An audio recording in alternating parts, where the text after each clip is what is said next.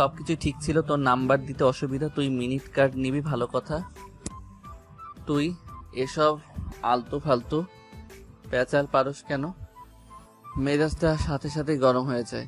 আমি বললাম, minute card আপনার কাছে বিক্রি করব না, অন্য কোনো দোকান থেকে নেন। মিনিট কার্ড নেই মানে? ও, বুঝেছি। আমার নাম্বারটা চাস? সেটা তুই আমাকে সরাসরি বললেই চলতো। এমনিতেই তুই একটু হ্যান্ডসাম, তোকে দেওয়াই যায়। আমার মতো সুন্দরী মেয়েদের পিছনে ছেলেরা লাইন ধরে দাঁড়িয়ে থাকে। আচ্ছা নে, নাম্বারটা তোল। আমি মেয়েটার দিকে তাকাতেই আমার কেমন যেন লাগছে। ঠোঁটে গাঢ় লিপস্টিক, যেটা আমার একদম পছন্দ নয়।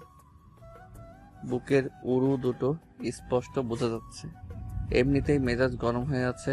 আমি বললাম, সরেন তো দেখি। বাইরে তাকিয়ে দেখি কোনো ছেলে পেলে তো নেই, এমনকি বাইরে একটা কুত্তাও নেই। আমি বললাম, কোথায় আপনার জন্য না বলে ছেলেরা লাইন ধরে দাঁড়িয়ে থাকে? কোথায়? বাইরে তো একটা কুত্তাও নেই। মেয়েটা অপমান লুকানোর জন্য তোতলাতে তোতলাতে বলল, তোরে দেখাইতে হবে, এখন নাম্বার তোল। আপনার মন মানসিকতায় সমস্যা আছে। আপনার কাছে আমি ফ্লেক্সিলোড বিক্রি করব না, যান এখান থেকে। কি? আমার মন মানসিকতার সমস্যা? তোদের মতো লুচ্চা ছেলেদের জন্য আজকে আমার মতো সুন্দরী মেয়েরা শান্তি মতো ফ্লেক্স লোড করতে পারে না। ওকে ফাইন, আপনি ফ্লেক্সিলোড কইরেন না। আমাদের চিল্লাচিল্লির আওয়াজ শুনে আফিয়া দোকানে আসলো আর বলল, কি হয়েছে? এই মেয়ে, তুমি কে? ওর সাথে ঝামেলা করছো কেন? ঝামেলা করব না তো কি করব, লুচ্চা একটা। আফিয়া আপনি শুনেন, উনি এসে বলেন নাম্বার লিখতে, কিন্তু নাম্বার না দিয়ে উনি বলেন আমি বলে আবার ফোন করে ডিস্টার্ব করব। আমি বলে লুইচ্চা আরো কত কিছু বলল। আফিয়া ঠাস ঠাস করে মেয়েটার গালে চড় দিল আর বলল, তোর সাহস তো কম না? তুই কি করে ইমাদকে লুচ্চা বলিস? তোর নাম্বার দিতে এতই প্রবলেম, তাহলে ফ্লেক্সিলোড করতে আসছিস কেন? আপনার সাহস তো কম না? আপনি কি করে আমাকে চড় মারলেন? জানেন আমি কে? আমি এই এলাকার চেয়ারম্যানের মেয়ে। আব্বারে বলতে আপনাদের সবগুলোকে এখন ভোগে পাঠাবে। এক্ষুনি তোর আব্বারে ফোন দে। ও, তোর মোবাইলে তো ব্যালেন্স নেই, তারা আমিই কল দিচ্ছি। এই বলে আফিয়া কাকে যেন কল করলো। ফোন ধরলে বলল, কেমন আছেন আঙ্কেল? আপনার মেয়ের নাম যেন কি? ও এখানে একটু ঝামেলা করছে, ওকে একটু বোঝান তো। এই নে মোবাইল ধর। মেয়েটা মোবাইল ধরলো, কতক্ষণ কথা বলে বলল, লাস্টে বলল, আচ্ছা। সরি আপু, কিছু মনে করবেন না। আসলে আমি একটু বেশি বাড়াবাড়ি করে ফেলেছি। ইমাদ সরি, আমি যাই। নেক্সট টাইম এই এলাকায় সাবধানে সাবধানে চলাফেরা করবি। যাও। ওকে আপু। এই বলে মেয়েটা চলে গেল। আফিয়া ছেলেগুলোর সাথে দুই একটা কথা বলে দোকানে এসে বসলো। আসলে তুই তো লুচ্চাই। মানে আমাকে কোন দিক দিয়ে লুচ্চা মনে হয়? অনেক দিক দিয়ে। যাই হোক, মেয়েটাকে মারা আপনার ঠিক হয়নি। আমি তোর জন্য মেয়েটাকে মারলাম আর তুই বলিস ঠিক হয়নি? হুম। সিগারেট দে একটা। না, দিব না। আপনার সিগারেট খাওয়া বন্ধ। তুই বলছিস যা, আর খাবো না। সত্যি? আমার জন্য আপনি কেন সিগারেট খাওয়া ছেড়ে দিবেন? জানি না। খাওয়া দাওয়া করছেন? না। চলেন খাওয়া দাওয়া করি। না, তার চেয়ে ভালো তুই আমার বাসায় চল যাই, সেখানে খাওয়া দাওয়া করে চলে আসিস। না, আজকে টাইম শর্ট, আরেকদিন। ওকে, তুই খাওয়া দাওয়া কর, আমি বাড়ি যাই, রাতে কিছু জিনিস লাগবে। এই রিক্সা। আফিয়া রিক্সা দিয়ে চলে গেল। আমি খাওয়া দাওয়া করে রাত 9টা পর্যন্ত বেচা কিনা করলাম। এর মধ্যে আফিয়ার মোবাইলটা নিয়ে গেল টাকা দিয়ে। ভাবতেছি বাকি টাকা কি আফিয়াকে দিয়ে দিব নাকি আফিয়ার জন্য আরেকটি মোবাইল কিনে দিব। ধুর, ওর টাকা ওকে দিয়ে দিব। এখন বের হব বাড়িতে যাওয়ার জন্য। এমন সময় আফিয়া আসলো, বলল, 5 কেজি চাউল দে। এখন কিছু দিতে পারবো না, দোকান বন্ধ করে ফেলবো, আগামীকাল নিয়েন। এখন দে। ওকে, আর কিছু লাগলে তাড়াতাড়ি বলেন। আফিয়া আরো কিছু জিনিসপত্র বলল, সেগুলো দিলাম।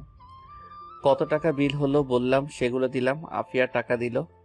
আমি বললাম, আপনার আইফোন বিক্রি করেছি, এই নেন আপনার বাকি 30,000 টাকা। তোরে কে বলছে বিক্রি করতে? আমি তো টাকা দিয়ে মোবাইল নিতাম। আপনি কবে টাকা নিয়ে আসবেন সেই আশায় আমি বসে থাকবো? এখন টাকা নিবেন?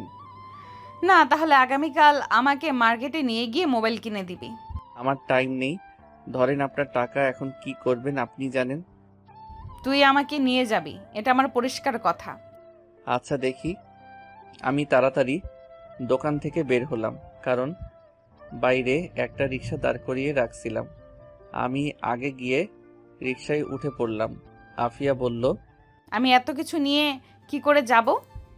আপনি থাকেন, আমাকে দিয়ে আপনাকে নিয়ে যাবে। কি অকৃতজ্ঞ ছেলে রে তুই! একটা মেয়েকে তুই এইভাবে ফেলে চলে যাবি? এর চেয়ে বেশি আর কি বা করতে পারি?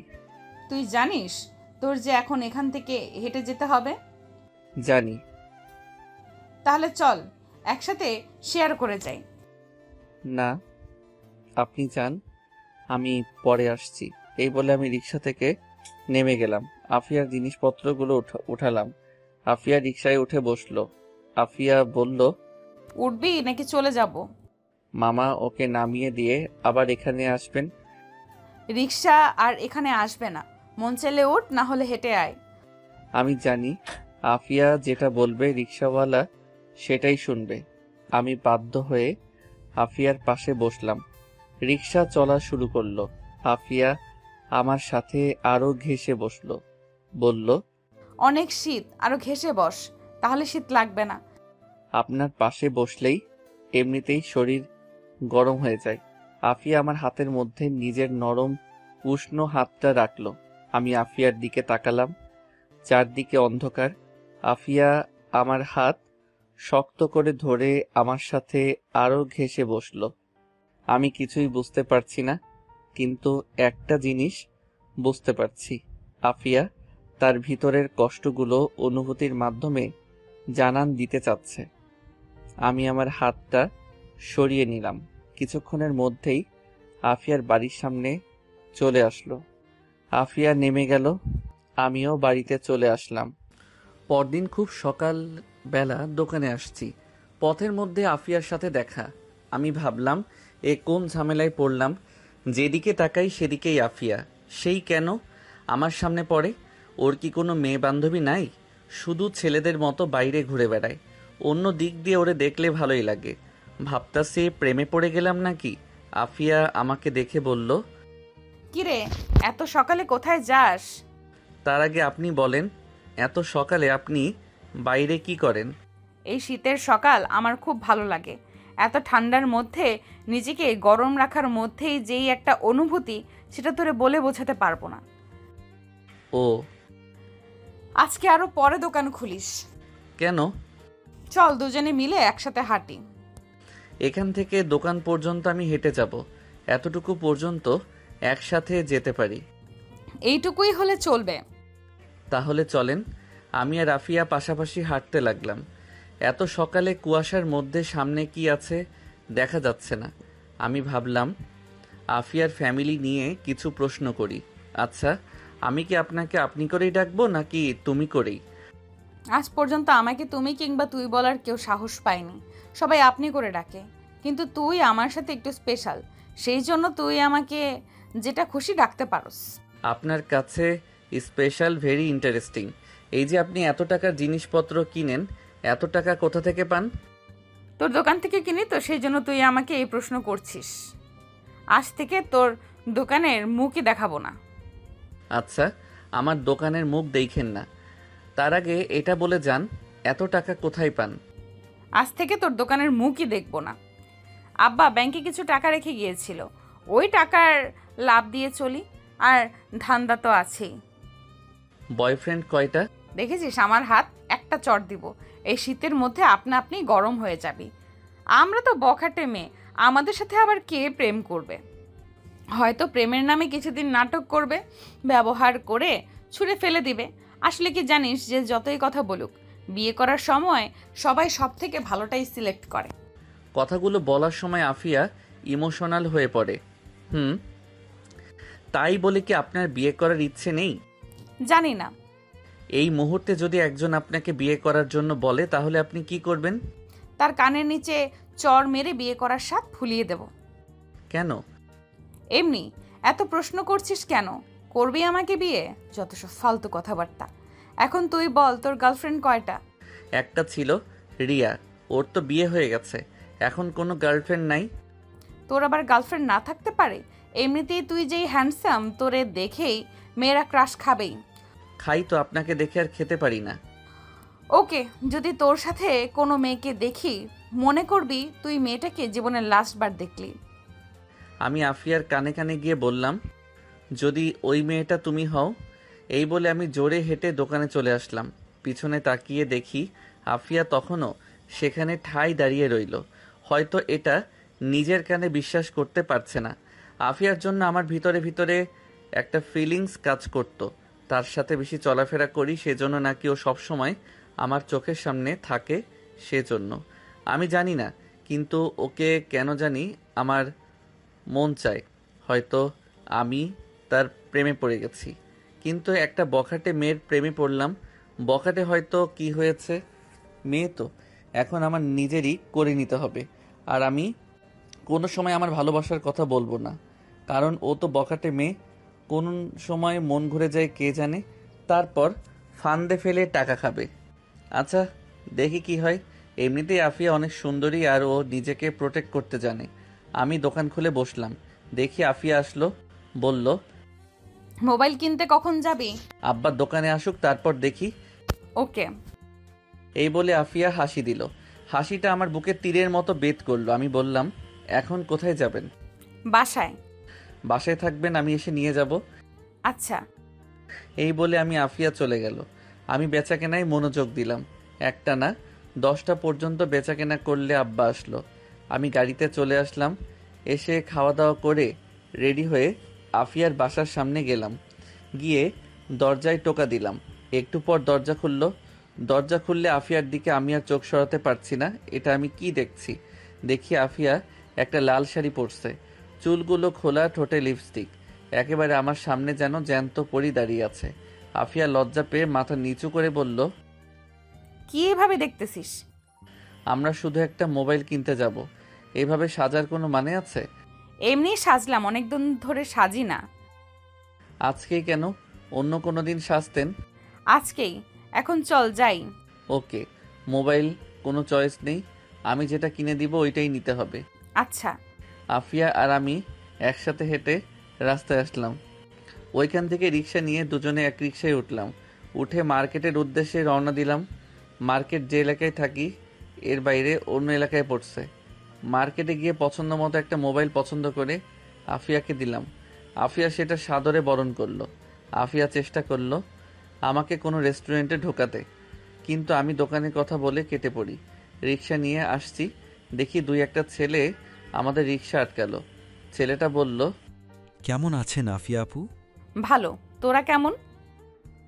আপনি আমাদের দিকে তাকান না, কি করে ভালো থাকবো? অন্য একটা ছেলে বলল, কি আপু, নতুন ভাতার নাকি? মানে? কিরে, রাতে কত দিস?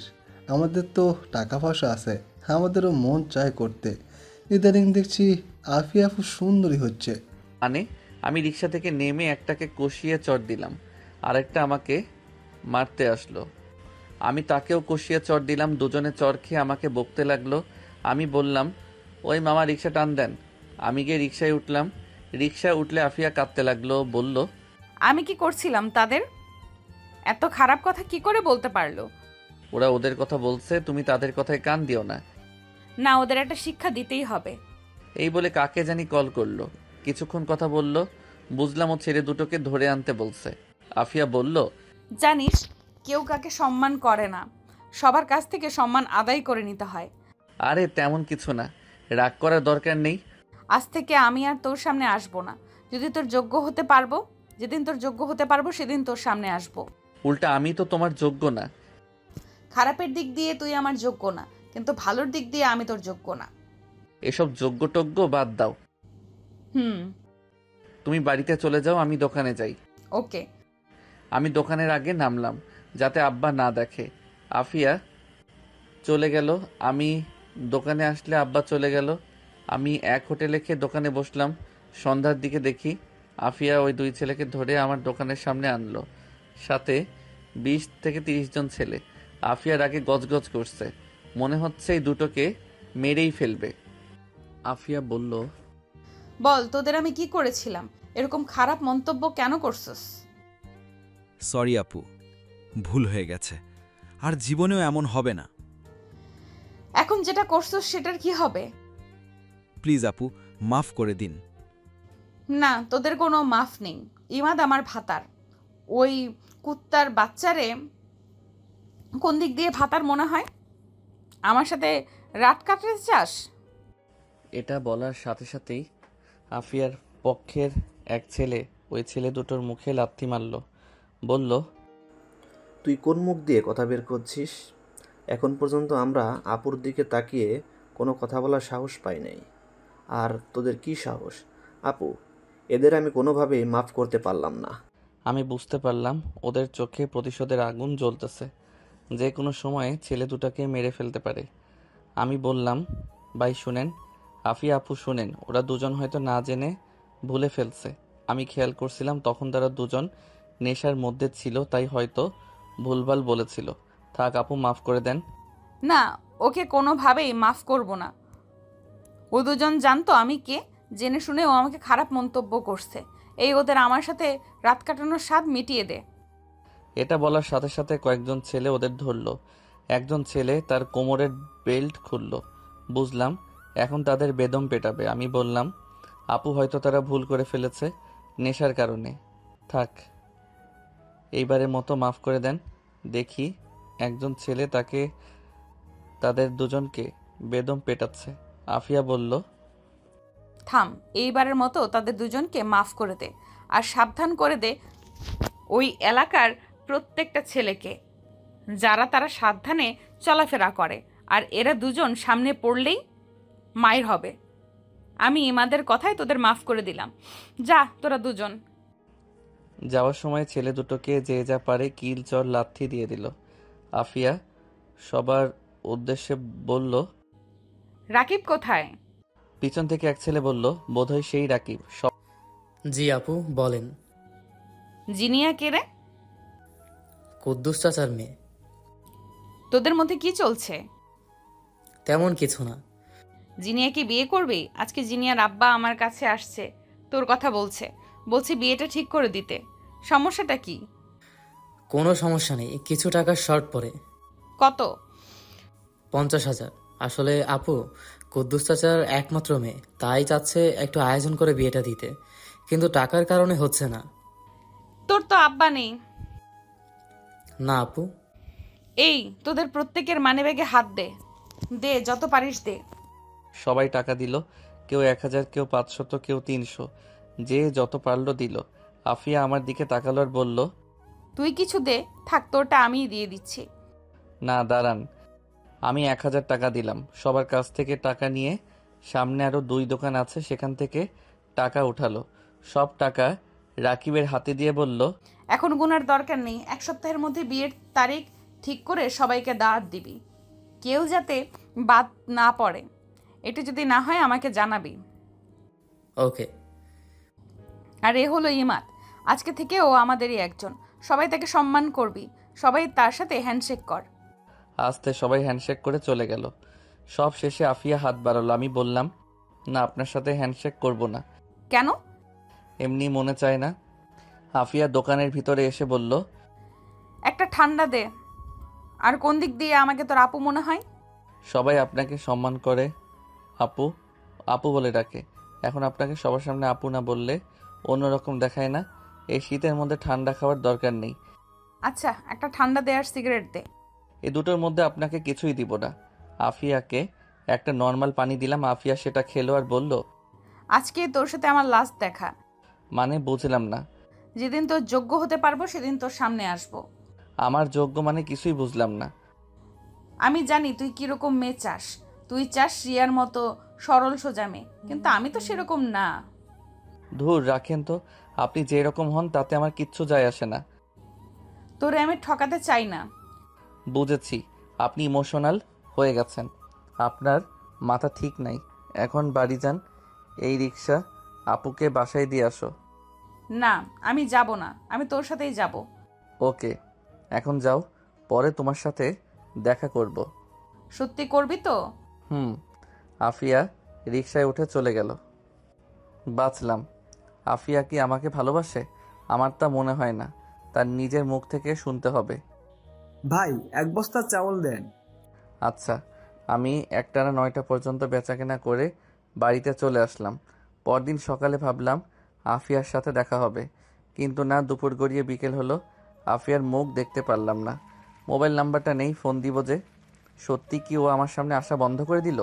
এই কথা তো এর আগে অনেকবার বলেছিল, কিন্তু ও আরও বেশি করে আসতো। এখন কেন জানি টেনশন হচ্ছে। দূর, হয়তো কোনো কাজে আটকে গেছে, আসবে বোধহয়। কিন্তু না, 2 দিন হয়ে গেল আসেনি। না, এখন তাকে খুঁজে বের করতে হবে। আরে ওর বাড়ি তো এখানেই, বাড়িতে গিয়ে দেখে আসতে হবে।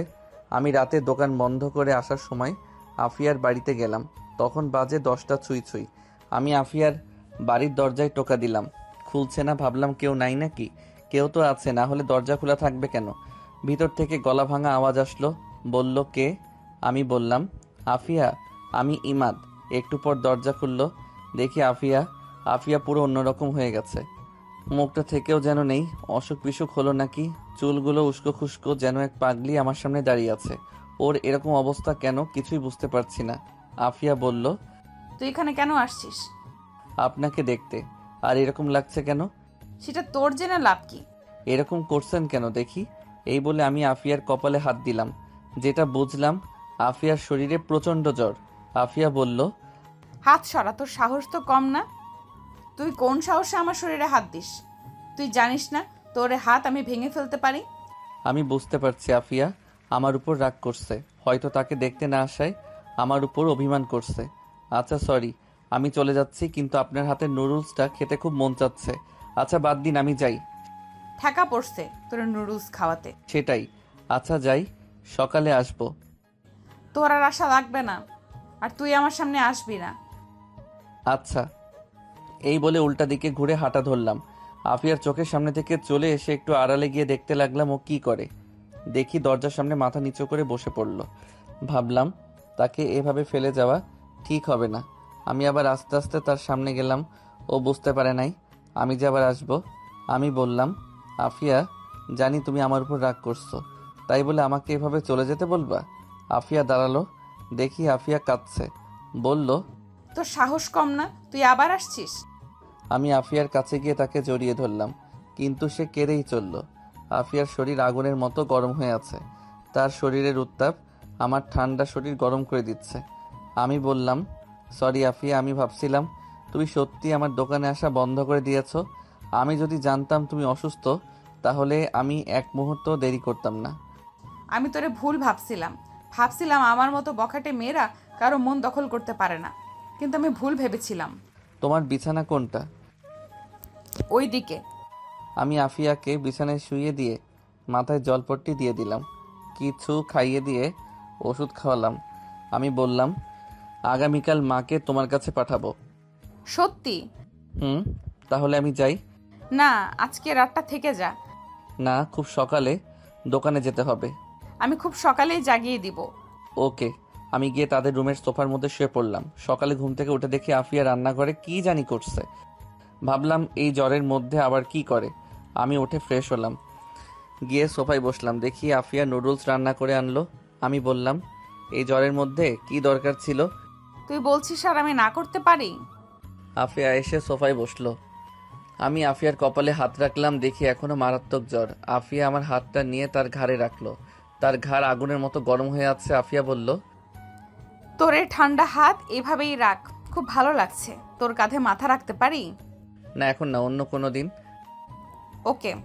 আমি ঘড়ির দিকে তাকিয়ে দেখি 6:50 বেজে গেছে। শীতের দিনে সকাল খুব ছোট থাকে, তাড়াতাড়ি দোকানে যেতে হবে। আজকে দোকানে অনেক কাজ। আমি বললাম, আমি উঠি। কই, তুই তো নুডলস খেলি না? ও, আমি তো ভুলেই গেছিলাম, তোমার হাতের নুডলস আমি মিস করতে পারি? হুম। খেতে খেতে আমি বললাম, তুমি কতদিন ধরে এই বাসায় একা থাকো? 5 বছর ধরে। ভয় করে না? প্রথমে ভয় করতো, কিন্তু এখন মানিয়ে নিয়েছি। ভালো। এই এলাকার সম্পর্কে আমার অনেক কিছুই অজানা, একটু বলবা? কি জানতে চাস? এই এলাকাটা এত নির্জন কেন, আর সকল মানুষ তোমাকে ভয় পায় কেন? তোর কোনো কারণ, তেমন কোনো কারণ নেই। এই এলাকার মানুষগুলোই অন্যরকম। সন্ধ্যার পরে তারা বাইরে ঘুরেঘুরি করতে পছন্দ করে না, কারণ তারা স্ত্রীর প্রতি অনুগত। তারা ফ্যামিলিকে সময় দিতে পছন্দ করে। তুই দেখ, পাশের এলাকায় রাত 12টা পর্যন্ত রাস্তাঘাটে প্রচুর মানুষ। এই কারণেই এলাকাটা নির্জন। দেখলাম এই এলাকার প্রত্যেকটা মানুষের বাড়ি খুব উন্নত, কারণটা কি? এই এলাকার প্রত্যেকটা মানুষ উচ্চশিক্ষায় শিক্ষিত, আর তারা অল্পতেই সন্তুষ্ট। সেই জন্য দেখবি তারা বাইরের কোনো লোক ভাড়া দিতে চায় না। আর এই এলাকার ছেলেরা এলাকার কোনো মেয়েকে পছন্দ করে বিয়ে করে। এটা এই এলাকার অনেক পুরনো নিয়ম। তাই তুই যাদের দেখবি সবাইকে চেনা পরিচিত মনে হবে। বুঝলাম, কিন্তু তোমার এত পাওয়ার কেন? তোমার তো টাকা পয়সা বাড়ি গাড়ি কিছুই নেই, তাহলে সবাই তোমাকে এত ভয় পায় কেন? এই এলাকায় মিনিমাম 300-র মতো বাড়ি আছে। এমন কোনো লোক নেই যা আমাকে চেনে না। কারণটা হলো আমার বাবা আবার খুব পাওয়ার ছিল। এই এলাকার মানুষ পূর্বপুরুষদের বিশ্বাস করত। এই ধর আমার আব্বার আগে আমার দাদা, এরকমভাবে আমাদের ফ্যামিলি, তারপর বাবার পর আমি, এভাবেই চলে আসছে। কিছু না থাকলেও তারা আমার কথা শুনতে বাধ্য। কারণ তোরে বলেছিলাম না, তারা পূর্বপুরুষদের বিশ্বাস করে। এটাই এই এলাকার নিয়ম। কিন্তু আমি যে দেখলাম আপনি মাঝে মাঝে ছেলেদের মারেন, আর আমার টাকা ছিনতাই করছো কেন? ওরা অন্য এলাকার, আমার এরকম কোনো ইচ্ছাই ছিল না। ওদের টাকার দরকার ছিল, তাই তারা করেছে। পরে আমি জানতে পারি। পরে ভাবলাম তোর কাছে ছোট হয়ে লাভ নেই, তাই আর তোকে বলিনি। কিন্তু আমি কি জানতাম তুই এত চালাক।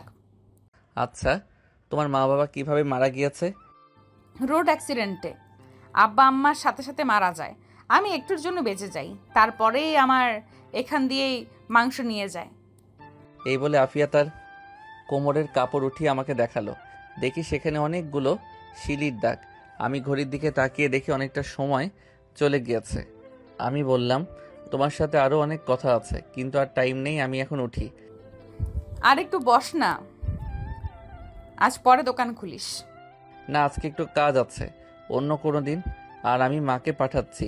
ওকে। আচ্ছা, একটা প্রশ্ন ছিল। কর। ধরো এখন আমি তোমার ঘর থেকে বের হলাম, এখন কেউ দেখলো, পরে সে কি ভাববে? কি ভাববে বল? ভাববে আমরা দুজন একসাথে এক বাড়িতে কি করছি। আফিয়া উঠে আমার পাশে বসলো। কি করছি বল, আর কি ভাববে বল। থাক, কিছু না। না, বল। এই বলে আফিয়া আমার সাথে ঘেঁষে বসলো। তার শরীরের উত্তাপ আমি টের পাচ্ছি। আমি বললাম, তুমি জ্বরে পুড়ে যাচ্ছ, যাও গিয়ে শুয়ে থাকো। যাচ্ছি, দুপুরে আবার আসবি, আর রাতে আসবি। ইস, আমি যেন তার জামাই, রুটিন করে আসতে হবে। এই কি বললি? দাঁড়া, তোরে দেখাচ্ছি মজা।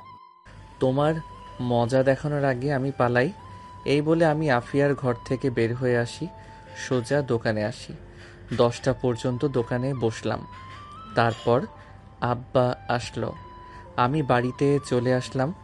খাওয়ার সময় মাকে বললাম, আফিয়া নামের কাউকে চিনো? চিনি বোধহয়, কেন? শিওর করে বলো। চিনি। কে? রোড অ্যাক্সিডেন্টে মারা গেছে মিলন সাহেবের একমাত্র মেয়ে আফিয়া। এই মেয়ে এখন এলাকার কি জানি বলে, বস নাকি ডন বলতে পারি না। এই মেয়ের পাল্লায় ভুলেও পড়বি না। এইসব বখাটে মেয়ে তরে ধরলে আর ছাড়বে না। আমি ভাবলাম মা তো দেখি আমার থেকে এক লাইন আগে থেকে আমাকে সাবধান করে দিচ্ছে। এখন কি বলবো? কেন? আফিয়া দেখি আমার সাথে খুব ভালোভাবে কথা বলে। এসব মেয়েদের মুখে অনেক রস থাকে, পরে কখন যে কী করে বসে সব উধাও বানিয়ে ফেলে। সবাই কি আর এক? আমার কি মনে হয় জানোস, এই টাকা একমাত্র আফিয়াই নিয়েছে। ও ছাড়া আর কে করবে এই কাজ? আমি ভাবলাম দেখি মার মনে কি আছে। তোমার এই কথা কেন মনে হচ্ছে? শোন, এই এলাকায় একটা সাইরেন আছে। কেউ যদি কোনো বিপদে পড়ে তাহলে সেই সাইরেনটা বাজাতে পারতো, কিন্তু এখন আর সেটা নেই। এখন সাইরেন বাজানোর অনুমতি এখন আফিয়া আর একজনের কাছে আছে। এখন সেই সাইরেনের কথা মানুষ ভুলেই গেছে। তো মা, এখন আফিয়া ছিনতাই করছে কোথায়? এটা সে উঠায়া নেয়, কারণ এখন সে যাতে ছিনতাই করতে পারে। আফিয়া ছিনতাই করছে এবং মা অলরেডি আফিয়া এই টাকাও দিয়ে দিয়েছে। কি বলিস? শোনো, আমি ওই দিনের ঘটনা মাকে সম্পূর্ণ খুলে বললাম। মার চোখ তো কপালে উঠে গেছে। মা বলল, এত কিছু হয়ে গেল আর তুই আমাদের জানাসনি কেন? আমি চাইনি আফিয়া তোমাদের কাছে ছোট হোক। তার ছোট হওয়াতে তোর কি? এই দ্বারা আমি যেটা ভাবছি সেটা না তো? একদম না মা, আফিয়া কিছুদিন ধরে প্রচণ্ড জ্বর ঠান্ডায় ভুগছে। যাও গিয়ে একটা নজর দেখে আসো। আমার ঠেকা পড়ছে একটা বখাটে মেয়ের বাড়িতে যেতে। দেখো, এই মেয়ে কিন্তু এই এলাকার ডন। ও যেটা বলবে সেটাই হবে। এখন ও যদি আমাদের হাতে থাকে তাহলে আমাদের কোনো টেনশনই থাকবে না। যেটা তুই ঠিক বলছিস। যাও গিয়ে দেখে আসো, আর মা কিছু রান্না করে নিয়ে যাও। আচ্ছা যাচ্ছি। আমি শুধু অসুস্থ দেখেই যাচ্ছি, অন্য কোনো উদ্দেশ্যে থাকলে ভুলে যা। আচ্ছা তুমি যাও। ততক্ষণে আমার খাওয়া দাওয়া শেষ করে রুমে এসে আফিয়াকে কল দিলাম। আসার সময় নাম্বারটা নিয়ে আসছিলাম, আমি ফোন দিলাম। আফিয়া, মা আসছে। সত্যি তোর মার সাথে জমিয়ে আড্ডা দিব। এমন কিছু করবা না যাতে মা তোমাকে খারাপ ভাবে। তুই কোনো টেনশন করিস না। আচ্ছা, এই বলে আফিয়া কল কেটে দিল। কিছুক্ষণ পর দেখি মা রেডি হয়ে আফিয়ার বাসার উদ্দেশ্যে রওনা দিল। আমি ভালো করেই বুঝতে পারছি আমি আফিয়ার প্রেমে পড়ে গেছি। এখন আফিয়ার মুখ থেকে শুনতে হবে আর বাকি কাজটা সেরে ফেলতে পারে। আফিয়া ভিতরটা একদম পরিষ্কার কিনা সেটা বুঝতে হবে, নাকি আমার মাধ্যমে অন্য কিছু করতে চাচ্ছে সেটা যাচাই করার একটা উপায় আছে। আমি কিছুক্ষণ রেস্ট নিয়ে দোকানের উদ্দেশ্যে রওনা দিলাম। আমি বাইরে বের হয়ে রিক্সা নিয়ে দোকানে চলে গেলাম। দোকানে গেলে আব্বা বলল, চাউল আনতে হবে, কিছু টাকা শর্ট পড়ে। এখন কি করব? মেহেজানের কাছে বাকি করি না। আমি ভাবলাম আফিয়া যে ছিনতাই করা টাকাটার কথা আব্বাকে বলবো। ভাবলাম বলে দেই, এমনিতেই মা তো আব্বাকে বলবেই।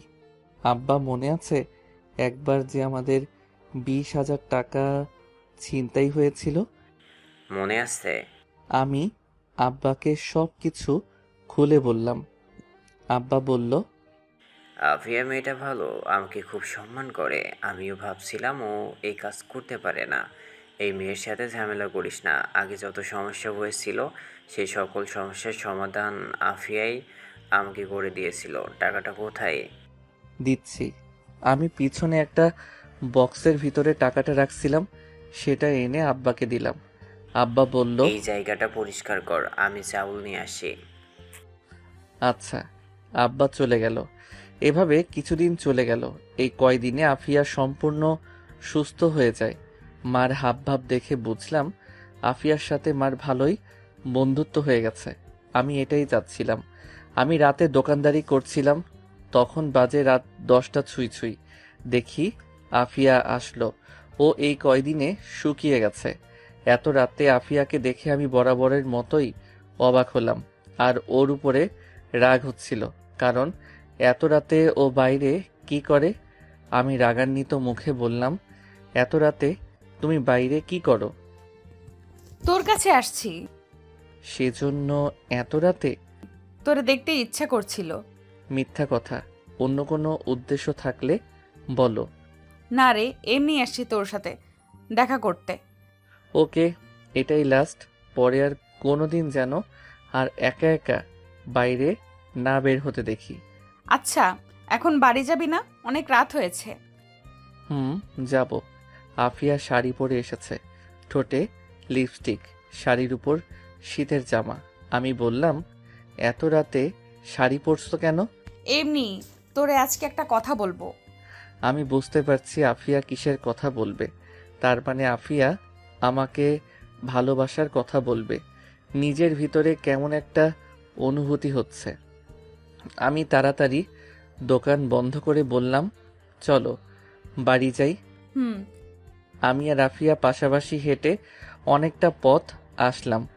আসলে আফিয়া বলল, চল পার্কের ভেতরে গিয়ে বসি। এত রাতে কোথায় বসবো? আরে চল। ওকে। আমি আর আফিয়া পার্কের ভিতরে গেলাম। গিয়ে প্রথমে বেঞ্চে বসলাম, এক ল্যাম্পপোস্টের নিচে। আমি ভাবলাম আফিয়া বলার আগে আমি বলে ফেলি আমার মনের কথা। আফিয়া বেঞ্চের মধ্যে বসলো, একেবারে আমার সাথে ঘেঁষে। তুই বস, আমি আসছি। কোথায়? আফিয়া উঠে চলে গেল। মোবাইলের লাইট জ্বালিয়ে সামনে থেকে একটা ফুল ছিঁড়ল, এসে আমার সামনে হাঁটু গেড়ে বসে প্রপোজ করলো। আমি এটার জন্য প্রস্তুত ছিলাম না। আমি ভাবছিলাম আফিয়া হয়তো আরও সময় নেবে, কিন্তু না, সাথে সাথেই প্রপোজ করে বসলো। অ্যাকসেপ্ট করব নাকি না, কিন্তু আমি প্রপোজ অ্যাকসেপ্ট করব না। প্রপোজ অ্যাকসেপ্ট করলে হয়তো তার মনের ভিতর কি চলছে সেটা জানতে পারবো না।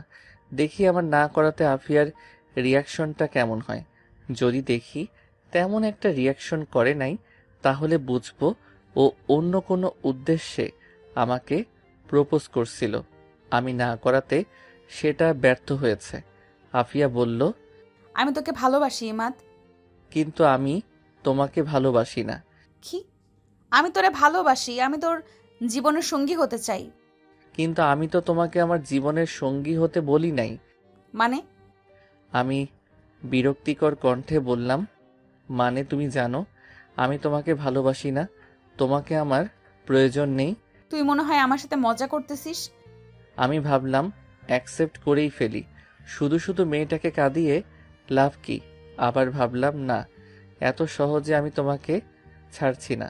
তোমার ভিতরের কষ্টগুলো আমি শুনতে চাই, তোমার ভিতরে কি আছে সেটাও শুনতে চাই। আমি বললাম, মজা না, সত্যি আমি তোমাকে ভালোবাসি না। তাহলে এতদিন এসব কি ছিল? এত হাসি খুশি, এত কেয়ার, এসব কি সব নাটক? নাটক হবে কেন? তুমি অসুস্থ ছিলে, তাই তোমার সেবা করলাম একজন মুসলিম হিসেবে। আফিয়া কেঁদে দিল, সত্যি সত্যি বলল, ইমাদ, তোর কথা আমি বিশ্বাস করতে পারছি না। তুই আমার মনটা ভেঙে দিচ্ছিস, এর ফল ভালো হবে না। জোর করে মন নিতে পারবেন তোমরা? শুধুই একটা বখাটে মেয়ে। কিছুদিন ভালোবাসার অভিনয় করবা, পরে লাথি মেরে ফেলে দিবা। এই প্রথম তোকে মন থেকে ভালোবেসে প্রপোজ করেছিলাম, কত আশা ভরসা নিয়ে। আমি আজ পর্যন্ত কোনো ছেলের হাত পর্যন্ত ছুঁয়ে দেখিনি। ভাবছিলাম যেদিন নিজের পছন্দের ভালোবাসার মানুষটিকে পাবো, তারই হাত ছোবো। তোরে দেখার পর মনে হয়েছিল মনে হয় আমি পেয়ে গিয়েছি, কিন্তু এখন দেখি আমার ধারণা ভুল। ভুল হতেই পারে। আমি বাড়ি যাই। মনে মনে ভাবলাম, আফিয়া একটু কষ্ট করো, আমিও তোমাকে অনেক ভালোবাসি। আমি দেখতে চাই তুমি কি আমাকে সত্যি ভালোবাসো কিনা। আফিয়া, অল্প কয়টা দিন ধৈর্য ধরো। কুত্তার বাচ্চা, তুই আমার সামনে আর জীবনেও আসবি না, আর আমি দেখব তুই কি করে এই এলাকায় থাকিস। আবার কেঁদে কেঁদে বলল, তুই আমার মনটা ভেঙে দিয়েছিস, এই শাস্তি সারা জীবন নিয়ে বেড়াবি। আমি ভাবলাম পালাই এখান থেকে, না হলে আরো কত কি বলে ফেলবে। আমি চলে গেলে আফিয়া বাড়ি যাবে কিভাবে? ধুর, কি করি। আমি হাঁটা ধরলাম। আফিয়া আমার পিছনে পিছনে হাঁটতে হাঁটতে বলল, এখনো সময় আছে, আমার প্রপোজ একসেপ্ট করে নে, না হলে কিন্তু ভালো হবে না। আচ্ছা, তুই কোনো কষ্ট করে না দিলি, তোরে কি কেউ হুমকি দিয়েছে? শুধু একবার বল, তারে আমি পৃথিবী থেকে বিদায় করে দেব। আমার ভালোবাসার মানুষটিকে হুমকি দেয়, সাহস কত বড়!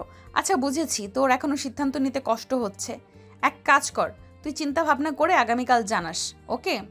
চিন্তা ভাবনার কিছুই নেই, আমি তোমাকে ভালোবাসতে পারবো, কিন্তু এখন না। কেন কেন? এখন কি সমস্যা? সমস্যা আছে। দেখ ইমাদ, সুযোগ খুঁজবি না, যা বলবি সরাসরি বল। তাহলে তুমি বুঝে গিয়েছো? বুঝেছি, কিন্তু তুই তোর নিজের বিপদ নিজে ডেকে আনলি। ভেবেছিলাম কারো কাছে বিরক্তের কারণ হব না, কারো কাছে অপমানিত হয়ে জীবন আটকাবো না। ভাবছিলাম কারো কাছে হেয় প্রতিপন্নের পাত্র হয়ে থাকবো না। ভাবছিলাম তার জীবনে আমার গুরুত্ব হবে অনেক, আকাশ সমান উঁচু। কিন্তু দেখি আমরা বখাটে মেয়ে, আমাদের স্বপ্ন দেখতে বারণ। এক জায়গায় দাঁড়িয়ে আফিয়া কথাগুলো বলে জোরে জোরে কাঁদতে লাগলো। কথাগুলো আমার বুকের ভিতরে তীরের মতো বিদ্ধ করলো। আমি আস্তে আস্তে আফিয়ার কাছে গেলাম, তার হাত ধরে প্রথমে চুমু খেলাম, তারপর কোমরে ধরে জড়িয়ে ধরলাম।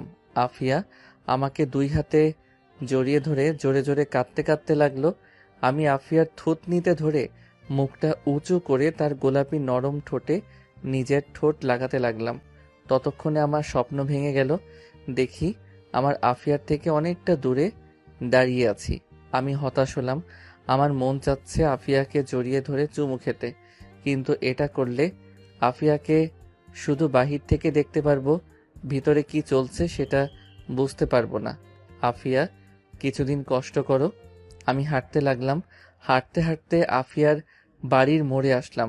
দেখি আফিয়া কোনো কিছু না বলে বাড়ির দিকে হাঁটা ধরলো। আমি বাসায় চলে আসলাম। খাওয়া দাওয়া করে ঘুমিয়ে পড়লাম। সকালে উঠে নামাজ পড়ে দোকানে বসলাম। দেখি আফিয়া আসলো, সাথে আর একটা মেয়ে। আফিয়ার মুখের দিকে তাকাতেই আমি অবাক। দেখি আফিয়ার চোখ লাল হয়ে আছে, মনে হয় রাতে ঘুমায়নি, আর এমন ভাব ধরছে বোঝাই যাচ্ছে না গত রাতে কিছু হয়েছে। এসেই আফিয়া তার পাশের মেয়েটাকে বলল, সোনিয়া, 2টা বেনসন লাইট দে। 2টা বেনসন লাইট দে তো। আচ্ছা। আমি 2টো বেনসন লাইট দিলে আফিয়া একটা বেনসন লাইট জ্বালিয়ে একটু দূরে চলে গেল। সোনিয়া আমাকে বলল, আফিয়া বলল তোরে বলে আফিয়া ভালোবাসে, আর তুই বলে না করে দিয়েছিস। আচ্ছা তুই কি মাথা মোটা?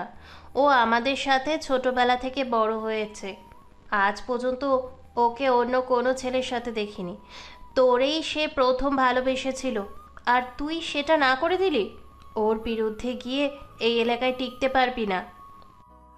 আমাকে জ্ঞান দিয়েন না। ওর মন আপনার থেকে আমি ভালো বুঝি। তরে না করলি কেন? আর সে কি কম সুন্দরী? সে যদি এলাকার কোনো ছেলেকে বিয়ে করার প্রস্তাব দেয়, ছেলেটা চোখ বন্ধ করে বিয়ে করবে। আমি জানি, সব জানি আমি। এখন আপনি যান। সোনিয়া মেয়েটা চলে গেল। দেখি আফিয়া চলে গেল। আব্বা আসলে আমি বাড়িতে আসলাম। গতকাল ফাতিমা আসছিল বাড়িতে। মার এবং ফাতিমার মুখের অবস্থা দেখে বুঝলাম কিছু একটা হয়েছে। মা বলল, তুই কি এই জীবনে বিয়ে করবি না? কেন? আফিয়া এসে কান্নাকাটি করে গিয়েছে। সে বলে তরে ভালোবাসে, তারে ছাড়া অন্য কাউকে বিয়ে করার চিন্তা করলে বলছে এই এলাকা ছেড়ে চলে যেতে।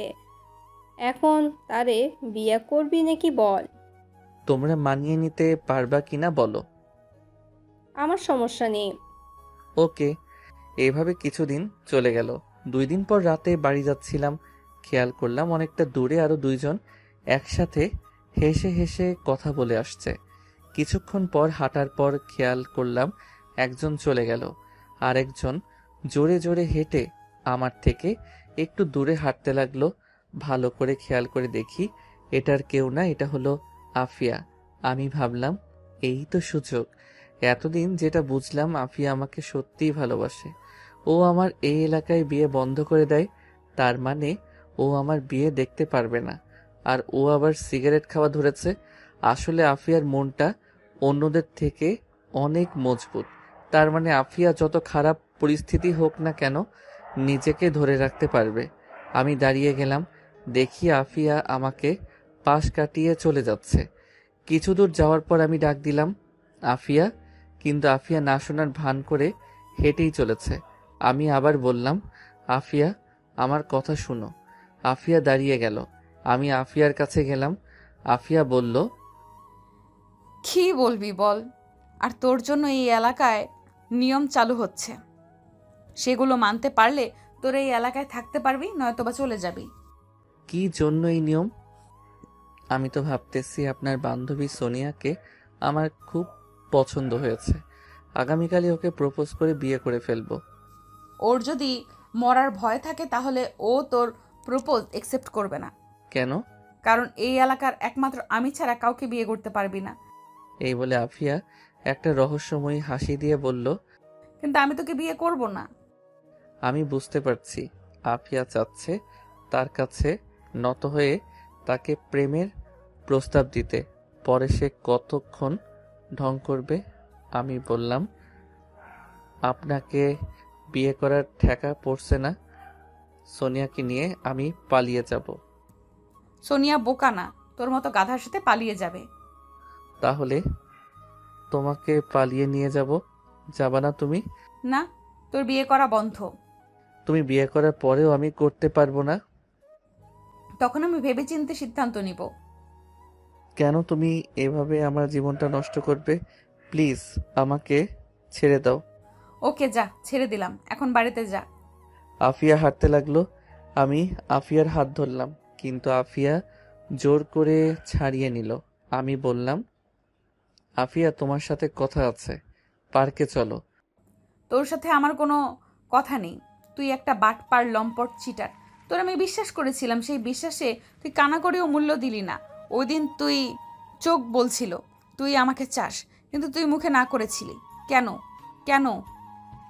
হয়তো মুখ দিয়ে না করছিলাম, কিন্তু আমি তোমাকে এখনো চাই। মিথ্যা কথা। সত্যি? আমি বিশ্বাস করি না। তুই আমার সামনে থেকে চলে যা, আর জীবনেও আমার সামনে আসবি না। তোরে দেখলেই আমার ওই দিনের কথা মনে হয়। তোরে আমি পেছন থেকে এত ডাকাডাকি ডাকছি, কিন্তু তুই একটুও শুনলি না। তাহলে তুমি চাচ্ছ আমি চলে যাই? তুই চলে যা। ওকে। আমি দৌড়ে আফিয়ার সামনে গিয়ে হাতটা বাড়িয়ে বললাম, আমি তোমাকে ভালোবাসি আফিয়া। কিন্তু আমি বাসি না। প্লিজ এমন করো না। কি করতেছি? তোরে আমি ভালোবাসি না।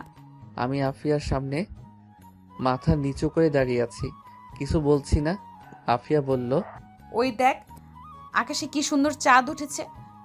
আমি আকাশের দিকে তাকালাম, দেখি কোথাও চাঁদ নেই, চারদিকে ঘন কুয়াশায় ঢাকা।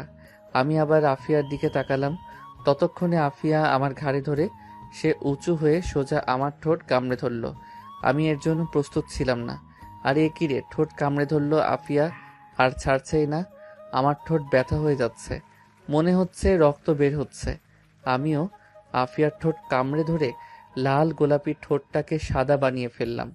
একটু পর আফিয়া নর্মাল হলো, ঠোঁট ছেড়ে বলল, তোরে আমি ভালোবাসতে পারবো না, একেবারে নিজের করে নিলাম। তুমি এটা কি করলা? আমার ঠোঁট। এই বলে আমি মুখে ধরে বসে পড়লাম। ঠোঁটে প্রচন্ড ব্যথা করছে। কি করে কিস করতে হয় জানো না? না, আমি কাউকে কিস করছি না মানে মুভিতে দেখো নাই কিভাবে কিস করতে হয়? দেখছিলাম ওই মুভিতে ওইভাবে কিস করছিল, ভাবছিলাম হয়তো বোধহয় এইভাবেই কিস করতে হয়। আমার ঠোঁট। দেখি কি হয়েছে। আফিয়া আমার পাশে বসলো, আমার ঠোঁট ধরে চেক করে বলল, তেমন কিছু হয় নাই, চল আমার বাসায়, আজকে আমার বাড়িতে থাকবি। পাগল নাকি? বিয়ে করি পর। সত্যি? কবে বিয়ে করবি? আমার যে দেরি করতে মন চাচ্ছে না। ওকে। আমি আর আফিয়া আস্তে আস্তে দুজন দুজনের হাত ধরে পাশাপাশি হাঁটতে লাগলাম। আমি আফিয়ার হাতের মধ্যে একটা চুমু খেলাম, তার কোমরে ধরে আরো কাছে টেনে নিলাম। আফিয়া লজ্জায় চোখ বন্ধ করে ফেলল। আমি আস্তে আস্তে আফিয়ার নরম ঠোঁটে আমার ঠোঁট দুটো রাখলাম। এভাবে অনেকক্ষণ চলে গেল। আমি আস্তে আস্তে আফিয়ার ঠোঁট ছেড়ে দিলাম। আফিয়া আমাকে দুই হাতে জড়িয়ে ধরল, কেন জানি ফুপিয়ে কেঁদে উঠল। আমি বললাম, কাঁদছো কেন? এটা হলো সুখের কান্না, তোরেই আমি এতদিন খুঁজছিলাম। এখনো কি আমাকে তুই করে বলবা? না, আমি তোমাকে আজ সারা রাত এভাবে জড়িয়ে ধরে রাখবো। না আফিয়া, সকালে আমার দোকান আছে, আমাকে একটু ঘুমাতে হবে। বিয়ের পর কি আমাকে সারাদিন একা ফেলে রেখে দোকানে পড়ে থাকবা? রাতেও দোকানে থাকবা?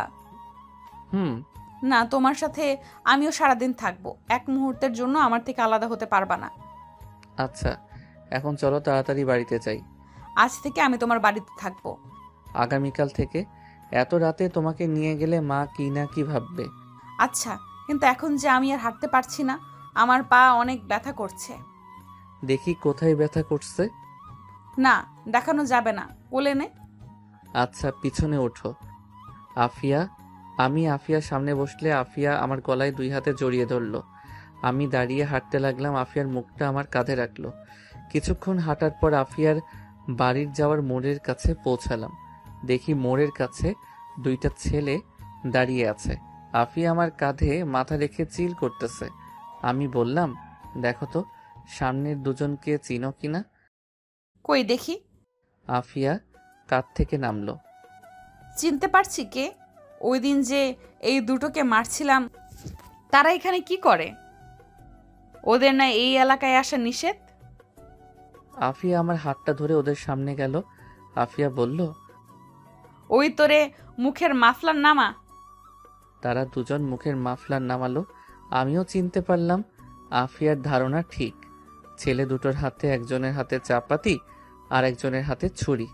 কোথা থেকে আরেকজন মেয়ে এসে বলল, মেয়েটা চেয়ারম্যান সাহেবের মেয়ে। আফিয়া আপু কেমন আছো? ভালো। এত রাতে এখানে কি? আর তোরা দুজনকে বলছিলাম এই এলাকায় না আসতি, ভাগ এখান থেকে। না আপু, এখানে একটা ঝামেলা আছে। আপনি শুধু শুধু আমাকে মারছেন আর এই ছেলে দুটোকে শুধু শুধু মারছেন। এখন বলুন আপনার কি করা উচিত। আচ্ছা মানলাম, কিন্তু ছুরি চাপাতি নিয়ে আসলেন কেন? চলেন কথা বলে ঝামেলা মিটমাট করি। সেই দিন শেষ, এখন কথা থেকে হাত বেশি চালাতে হয়। বুঝতে পারছি তোদের মনের ইচ্ছা, কিন্তু আজকে আমার মনটা খুব ভালো, কারণ আজকে ইমাদ আমাকে বিয়ের প্রস্তাব দিয়েছে। সেজন্য তোদের ছেড়ে দিচ্ছি। যাও, তোমরা বাড়ি যাও। কিন্তু আমরা তো বাড়ি যাওয়ার জন্য আসিনি। এই তোরা তোদের কাজ শুরু কর। আফিয়া দৌড় দিবা। আরে না, তুই আমাকে একটু টাইম দে। এই বলে আফিয়া তার ব্যাগ থেকে মোবাইল বের করে কাকে জানি কল দিল। কিছুক্ষণ পর কল ধরল। সাইরেন বাজা, সাইরেন বাজা। এই বলে ফোন কেটে দিল। এদিকে পাশ থেকে আমি একটা পুরনো লাঠি নিলাম। আফিয়া বলল, আর এক পা এগোলে আর একটাও বাঁচতে পারবি না। চুপচাপ চলে যা, এখনো বাঁচতে পারবি। একটা ছেলে একেবারে কাছে চলে আসলো।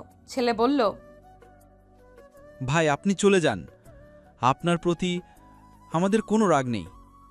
আফিয়া আপুকে আমরা মেরে চলে যাব। আফিয়ার শরীরে টাচ করতে হলে আমার লাশের উপর দিয়ে যেতে হবে। তাহলে তাই করতে হবে। চেয়ারম্যান সাহেবের মেয়ে আফিয়ার কাছে গেল, গিয়ে আফিয়াকে একটা চড় দিল। আফিয়াও মেয়েটাকে একটা চড় দিল। মেয়েটা আফিয়াকে মাটিতে ফেলে দিল। তখনই সাইরেন বেজে উঠল। এমন আওয়াজ কান ফাটিয়ে ফেলবে। একাধারে 2 মিনিটের মতো সাইরেন বাজলো। ছেলেগুলো বুঝতেই পারছে না কি হচ্ছে। যখন বুঝতে পারলো ততক্ষণে দেরি হয়ে গেছে। দেখি কয়েকজন ছেলে রাস্তায় এসে ওই ছেলে দুটোকে ধরল। কয়েক সেকেন্ডের মধ্যে পুরো রাস্তা মানুষে ভরে গিয়েছে। কয়েক দিক দিয়ে মানুষ এসে মোড়ে জমা হলো। দেখি মা আব্বা আসলো। মা বলল, কিরে কি হয়েছে? এই 3 জন আসছে আমাদের মারতে। তাড়াতাড়ি বাড়ি চল। আফিয়া, আমি চলে যাই। যাও, আগামীকাল কথা বলবো। আমি, মা আর আব্বা বাড়িতে চলে আসলাম। পরদিন সকালে আফিয়ার বাড়িতে গেলাম। আফিয়া দরজা খুলেই আমাকে জড়িয়ে ধরল। বলল, আগামী সপ্তাহে আমাদের বিয়ে। কি বলো এত তাড়াতাড়ি? আমি তো বাড়িতে কিছুই বলিনি। বলা লাগবে না, তোমার মা সব জানে। গতকালের ছেলে দুটোকে কি করছো? জানি না, আমি ছেলেপেলেদের কাছে রেখে বাড়িতে চলে আসি, আর চেয়ারম্যান এসে তার মেয়েকে নিয়ে যায়। ভেতরে আসো। ভিতরে আসলে নিজেকে কন্ট্রোল করতে পারবো না। দোকানে যাই আর সোজা বাড়িতে চলে যাও। এদিক সেদিক ঘোরা একদম বন্ধ। আচ্ছা। আমি দোকানে চলে আসি। ঠিকই আমাদের বিয়ে হয়েছে, কিন্তু 1 মাস পর, বছর 2 পর আমাদের একটা ছেলে হয়েছে, ঠিক তার মার মতো।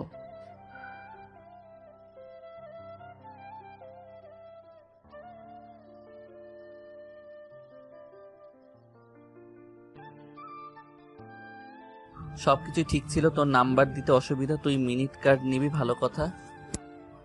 তুই এসব আলতু ফালতু প্যাচাল পারস কেন? মেজাজটা সাথে সাথে গরম হয়ে যায়। আমি বললাম, মিনিট কার্ড আপনার কাছে বিক্রি করব না, অন্য কোনো দোকান থেকে নেন। মিনিট কার্ড নেই মানে? ও বুঝেছি, আমার নাম্বারটা চাস? সেটা তুই আমাকে সরাসরি বললেই চলতো।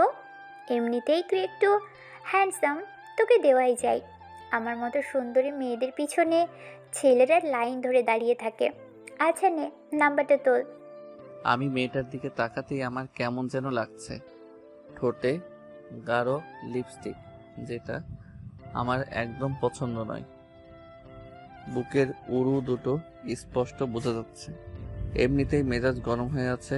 আমি বললাম, সরেন তো দেখি।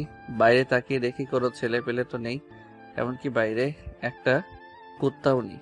আমি বললাম, কোথায় আপনার জন্য না বলে ছেলেরা লাইন ধরে দাঁড়িয়ে থাকে? কোথায়? বাইরে তো একটা কুত্তাও নেই। মেয়েটা অপমান লুকানোর জন্য তোতলাতে তোতলাতে বলল, তোরে দেখাইতে হবে, এখন নাম্বার তোল।